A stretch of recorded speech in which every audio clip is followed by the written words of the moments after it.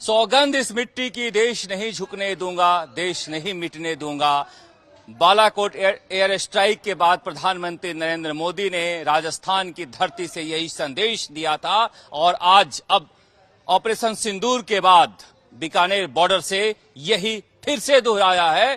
प्रधानमंत्री नरेंद्र मोदी ने जिस तरह से बीकानेर बॉर्डर को चुना था, ये बात तो तय थी कि वो एक बड़ा संदेश इस दुनिया को देने जा रहे हैं, पाकिस्तान को देने जा रहे हैं, देश को देने जा रहे हैं, क्योंकि प्रधानमंत्री नरेंद्र मोदी ने 22 मई का दिन इसलिए चुना कि 22 अप्रैल को पहलगाम में आतंकियों ने कायराना हमला किया था।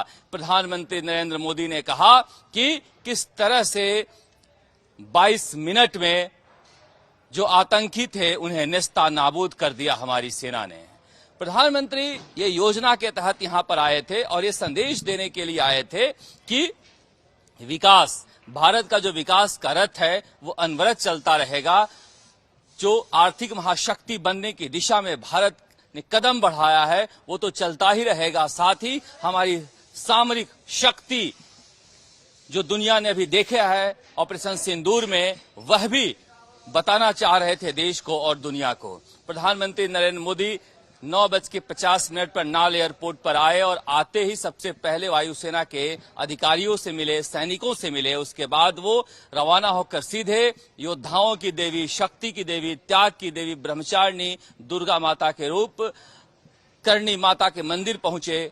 करणी माता के मंदिर में पहुंचने वाले देश के पहले प्रधानमंत्री बने और उसके बाद जो वहां पुजारी ने बताया कि ऐसा लग रहा था कि 5 मिनट तक करणी माता से वो सीधा संवाद कर रहे हैं। ज्योति जल रही थी और एकटक वो करणी माता की तस्वीर को निहार रहे थे, उनकी मूर्ति को निहार रहे थे। हलवा का भोग बनाया गया था उनके लिए। उन्होंने पूछा कि रेगिस्तान में ये गुफा का पत्थर कहां से आया है। बताया गया जालोर के सुंडा से आया है, वहां पर देवी ने रेत भेजा था। देवी की महिमा के बाद वो देशनोक रेलवे स्टेशन पहुंचे। देशनोक रेलवे स्टेशन देश के 103 रेलवे स्टेशनों को अमृत भारत के तहत जो समृद्ध बनाया गया, जो उन्नत बनाया गया, उसमें से एक थे। लेकिन वो देशनोक को जब चुन रहे थे तो समझिए उनके दिमाग में क्या था। यही बीकानेर है जहां के ठीक सामने बहावलपुर शुरू होता है पाकिस्तान में, जहां से 50-60 किलोमीटर आगे जैसे मोहम्मद का अड्डा था जिसे नेस्ता नाबूद किया था। इसी न्याल एयरपोर्ट से उड़े हुए हमारे वायु सैनिकों ने इसलिए देशनोक को चुना।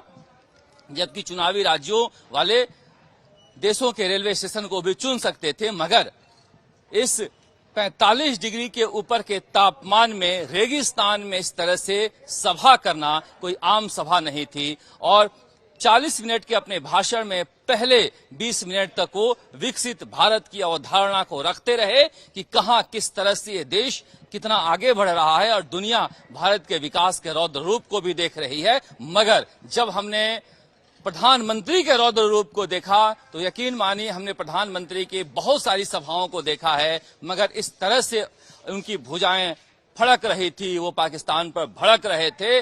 आज उनके भाषण में एक ओज था और जिस तरह से जनता का रिस्पांस था ये बता रहा था कि पब्लिक प्रधानमंत्री नरेंद्र मोदी से देश की क्या चाहती है। उन्होंने कहा कि कश्मीर पर कोई बातचीत होगी तो सिर्फ पीओके लेने पर बातचीत होगी और उनके हर इस तरह की बातों पर जिस तरह से जनता लहर की तरह उठ रही थी मोदी मोदी कहते हुए, ये बताता है कि भारत का जनमानस अब क्या सोचने लगा है और प्रधानमंत्री इस जनमानस की सोच के साथ किस तरह से आगे बढ़ना चाहते हैं। उन्होंने शुरुआत किया कि किस तरह से कायराना हमला पहलगाम में किया गया था, जब टूरिस्टों पर हमला किया गया, माताओं के सिंदूर उजाड़े गए। वो सिंदूर नहीं उजाड़े गए थे, वो दरअसल 140 करोड़ भारतीयों के सीने को छलनी किया गया था। मगर तब हमने कहा था कि ऐसी सजा देंगे इन्हें कि इन्होंने कल्पना भी नहीं की होगी और हमने सेना को छूट दे दी। हमारी सेना ने तय किया, समय भी तय किया, जगह भी तय किया और 9 आतंकी ठिकानों को नेस्तनाबूद कर दिया। यह भी कहा उन्होंने कि किस तरह से जब वो नाल एयरपोर्ट पर आए तो उनके मन में ये आया कि इसी नाल एयरपोर्ट को किस तरह से निशाना बना रहे थे पाकिस्तानी और असफल हुए बार बार। उनके जो हथियार, इस हथियार पर उन्हें गुमान थे, वो धरे के धरे रह गए, बर्बाद हो गए। और रहमियार खान जो जैसलमेर सीमा के सामने है, पाकिस्तान एयरबेस को मिट्टी में मिला दिया, जिसे खड़ा होने में काफी वक्त लगेगा। प्रधानमंत्री नरेंद्र मोदी ने कहा कि ऑपरेशन सिंदूर भारत के रौद्र रूप का उदाहरण था, भारत के समर्थ का उदाहरण था। समर्थ भारत के रौद्र रूप को देखा है। ये कोई बदला नहीं था, ये कोई हमला नहीं था, बल्कि ये न्याय का एक रास्ता था जिसे हमारी सेना ने चुना और ये आगे भी जारी रहेगा। प्रधानमंत्री नरेंद्र मोदी ने एक संदेश दुनिया को भी दिया और पाकिस्तान को भी दिया कि अगर इस तरह से आतंकी हमले होते हैं तो फिर भारत जवाब देगा। सेना समय तय करेगी, सेना जगह तय करेगी और शर्तें भी हमारी होगी। ये जो धमकियां देते हैं कि एटमी बम के, वो परमाणु बम के गीदड़ भभकियों से भारत डरने वाला नहीं है। और साथ ही पाकिस्तान को चेतावनी दी कि अब ये नहीं चलेगा कि ये स्टेट एक्टर है, ये नॉन स्टेट एक्टर है, अब पूरा पाकिस्तान आतंकवादी माना जाएगा। प्रधानमंत्री नरेंद्र मोदी ने कहा कि सिंदूर जब बारूद बन जाता है तो ऑपरेशन सिंदूर में जो दिखाई दिया वही होता है। मोदी का दिमाग ठंडा है, मगर उनकी धमनियों में जो लहू बह रहा है वो गर्म है। और जब वो कह रहे थे तो पब्लिक का रिस्पांस देखने लायक था। जिस तरह से पब्लिक जयकारे लगा रही थी सेना के, भारत माता के, वो बताता है कि मोदी इस बॉर्डर के इलाके में आए थे तो क्या सोच कर आए थे, और जितना सोच कर आए थे बॉर्डर के इलाके लोगों ने उससे ज्यादा झोली भरकर उनको दिया है। तमाम हमलों के समय, सबसे ज्यादा युद्ध के समय यही निशाने पर होते हैं। युद्ध की विभीषिका इन्हीं के ऊपर आती है, मगर इनका जोश हाई था। और यहां से प्रधानमंत्री नरेंद्र मोदी ने एक टोन को सेट किया है कि जब भी तिरंगा यात्रा हो, हमारे जो नौजवान हैं उसमें शामिल हो। देशभक्ति का ज्वार अब देश के सीने में नहीं, सिर चढ़कर बोलेगा। ये प्रधानमंत्री नरेंद्र मोदी ने यहां से दिखा दिया है। जो बातें कही है उसकी धमक लंबे समय तक सुनाई देगी। ये उन्होंने कहा कि ये राजस्थान के तप का, उसके पराक्रम का मसला है कि ये धरती ऐसी धरती है। यही मैं दूसरी बार आया हूं, जब सर्जिकल स्ट्राइक किया था तब भी यहीं आया था और ऑपरेशन सिंदूर के बाद भी यहीं आया हूं।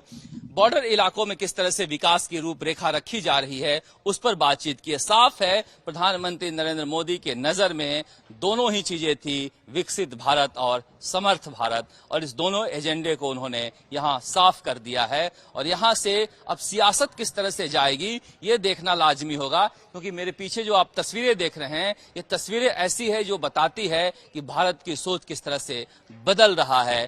पहले जो खून बहाए जाते थे तो बर्दाश्त कर लिया जाता था, मगर अब बर्दाश्त नहीं किया जाएगा। ये नया भारत है। अब ट्रेड और टॉक नहीं चलेगा, टेरर और टॉक नहीं चलेगा।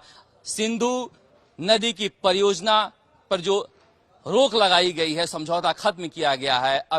अब आतंकवाद और पानी दोनों एक साथ नहीं होगा। आज फिर से प्रधानमंत्री नरेंद्र मोदी ने इसे दोहरा दिया, दुनिया को ही बता दिया कि अब समर्थ भारत क्या सोचता है आतंक के बारे में और किस तरह से जवाब देता है। मगर डोमेस्टिक पॉलिटिक्स जो है इस पर अब दूसरे तरीके से शुरू होगी, क्योंकि कांग्रेस के नेता जयराम रमेश ने कहा है कि पहलगाम के हमलावर घूम रहे हैं जम्मू कश्मीर में और हमारे सांसद घूम रहे हैं दुनिया भर में। एक तरह से कांग्रेस किसी भी तरह से बीजेपी को बैकफुट पर लाना चाहती है, मगर बीजेपी इसे पार्टी का मसला न बनाते हुए इसे राष्ट्र प्रेम से और राष्ट्र से जोड़ देना चाहती है। इसीलिए इस सभा की पूरी जिम्मेदारी बीजेपी ने उठा रखी थी, मगर कहीं भी आप बीजेपी का झंडा नहीं देखेंगे। तिरंगा झंडा हर जगह लहरा रहा था, बीजेपी के नेता के पोस्टर नहीं थे, बीजेपी का कोई भी प्रतीक यहां पर नहीं था, बल्कि राष्ट्र का प्रतीक था।